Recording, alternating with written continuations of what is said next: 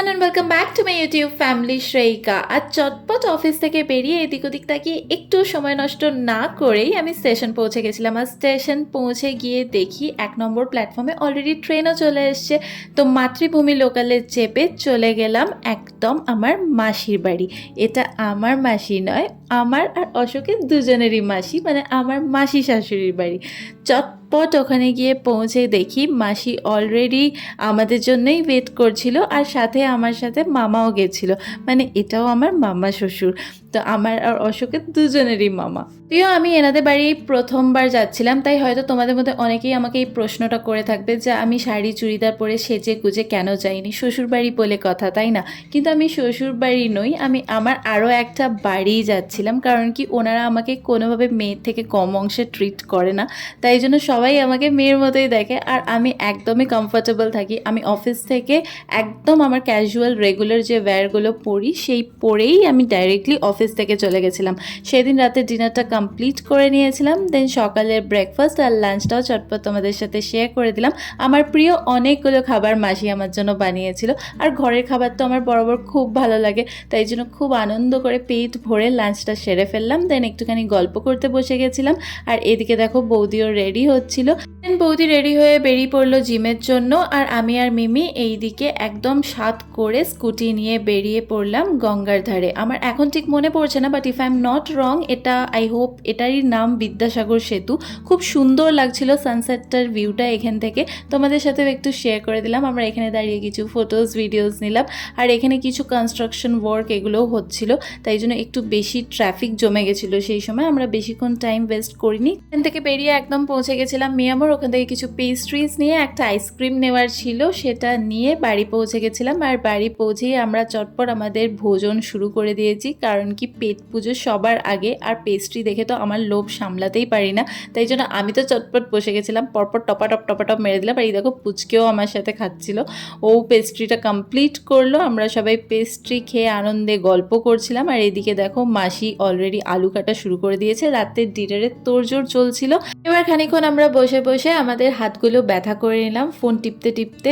দেন আমরা ডিনারের জন্য বসে পড়েছিলাম, বিকজ অনেকটাই লেট হয়ে যাচ্ছিল। আর মাসি আমাদের চটপট ডিনারটা সারতে বলছিল। দেন বলছিল তোরা যা করবার কর, রাতের খাওয়াটা কমপ্লিট কর, দেন তোরা সারা রাত ধরে ফোন ঘাট। পরের দিন সকালবেলা ঘুম থেকে উঠে দেখি এই দেখো মাসির রান্নার তোড়জোড় আবার শুরু। আমি মাসিকে যতবারই দেখেছি সবসময় মাসি রান্নাঘরেই ঢুকেছিল, ম্যাক্সিমাম টাইমটা রান্নাই করছিল, নালে রান্নার জোগাড় করছিল, দুটোর মধ্যে কোনো একটা। আর এদিকে দেখো বাচ্চাগুলো কি সুন্দর খেলছিল। আর আজকের ওয়েদারটাও একটু কিরকম হয়ে গেছিল, ঠিক দেখে মনে হচ্ছিল যেন আজকালের মধ্যেই নিম্নচাপ দিয়ে দেবে। আমার তো ভয় করছিল যে আমি অফিসে ছুটি নিয়ে একদিন সানডে বলে আমি এখানে ঘুরতে এসেছি, পরের দিন মানডে আমাকে অফিস রিজয়েন করতেই হতো। আর অফিস কি করে যাবো, এই বৃষ্টি ফৃষ্টি পড়লে, অনেকটা দূর রাস্তা আর অনেকটা ট্রাভেল করতে হবে, সেই সব ভেবেই আমার মাথাটা খারাপ হচ্ছিল। যাই হোক, আমি ওই সব নিয়ে এত হেডেক আর নিতে না পেরে ফাইনালি চলে গেছিলাম একটা আম লস্যি বানানোর। এটা হচ্ছে আমার বরের স্পেশাল মেনু, ওই আমাকে শিখিয়েছে, বানিয়ে খাওয়াচ্ছিল। তারপর আমাকে ফাইনালি রেসিপিটা বলার পরে আমি ওরই বাড়ির লোকজনদেরকে খাওয়ানোর চেষ্টা করছিলাম, মানে পুরো এক্সপেরিমেন্টটা আমি ওদের বাড়ির লোকের ওপরেই প্রথমবার ট্রাই করেছি বলতে পারো, কিন্তু থ্যাঙ্কফুলি ভালোই হয়েছিল খেতে। এবার বুঝতে পারলে তো যে কেন আইসক্রিমের খোঁজ করছিলাম আগের দিন। এই আইসক্রিমের ভ্যানিলার যে স্কুপটা আছে ওটা ওপর থেকে যদি দেওয়া হয় তাহলে টেস্টটা একটু ভালো লাগে, প্লাস দেখতেও ভালো লাগে, তাই জন্য এটা বেশ সাজিয়ে দিচ্ছিলাম। আমলাসি বানাতে দেখো আমার জামা প্যান্টের কিরকম অবস্থা। সবাইকে পরিবেশন করার আগেই মোটামুটি আমি আমার জামা প্যান্টকে খাইয়ে ফেলেছি, তারপর স্কুপগুলো বসিয়ে দিচ্ছিলাম। স্কুপ তো ছিল না, ওই আর কি চামচ দিয়ে স্কুপ বানানোর চেষ্টা করছিলাম, একটু থেবড়ে গেছে, কিন্তু খেতে মন্দ হয়নি, বেশ খেতে ভালোই হয়েছে। কিছুই নয়, এটা বানানো কিন্তু খুবই ইজি অ্যান্ড সিম্পল। আমি যদি বানাতে পারি অবশ্যই নিঃসন্দেহে তোমরাও বানাতে পারবে। জাস্ট 3টে উপকরণ লাগবে, একটা হচ্ছে দুধ, আম আর চিনি, ব্যাস দ্যাটস ইট। আর ওপর থেকে আইসক্রিম যদি তোমাদের বাড়িতে অ্যাভেলেবেল থাকে তাহলে তোমরা দিয়ে দিও, এটা একটু টেস্টটাকে এনহ্যান্স করে দেবে, এছাড়া আর কিছুই নয়। আর একটু ঠান্ডা সার্ভ করবে, তাহলে খেতে বেশ ভালো লাগবে। এই দেখো আমি সার্ভ করে দিচ্ছিলাম। আর এই যে এত রান্নার তোড়জোড় হচ্ছে, এটা রাতের বেলা অ্যাকচুয়ালি আমাদের পিকনিক অ্যারেঞ্জ করা হয়েছে, সেটার জন্যই এত রান্না, সবাই জিনিসপত্র নিয়ে বসে গেছে, রান্নার তোড়জোড় করছে। খাও তাতে মুখে দাও একবার।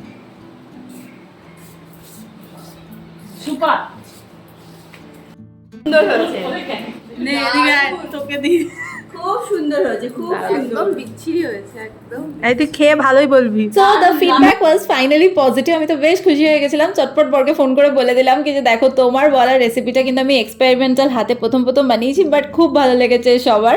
যদিও ওর মতো অতটা ভালো বানাতে পারিনি, ও তো একদম প্রফেশনাল লেভেলে বানায়, বাট আমারটা ইট ওয়াজ ওকে ওকে, মানে ভালোই হয়েছিল টেস্টে, আমারও কিন্তু মন্দ লাগেনি। এটা কিন্তু অনেস্টলি ফিডব্যাকটা দিলাম। দেন আমরা রাত্রেবেলাতে ডিনারে বসে গেছিলাম, সেটারই কিছু ক্লিপ তোমাদের সাথে শেয়ার করলাম। সবাই একসাথে এই যে পিকনিক বলছিলাম, ওই পিকনিকেরই অ্যারেঞ্জমেন্ট ফাইনালি, এত যে সারা দিন ধরে রান্না বান্না হয়েছিল ওগুলো খেয়ে পেটে চলে গেল। দেন আমরা রাতেবেলা একটুখানি কথা বলছিলাম, একটু আইসক্রিম খেলাম। That was it's you in my next video.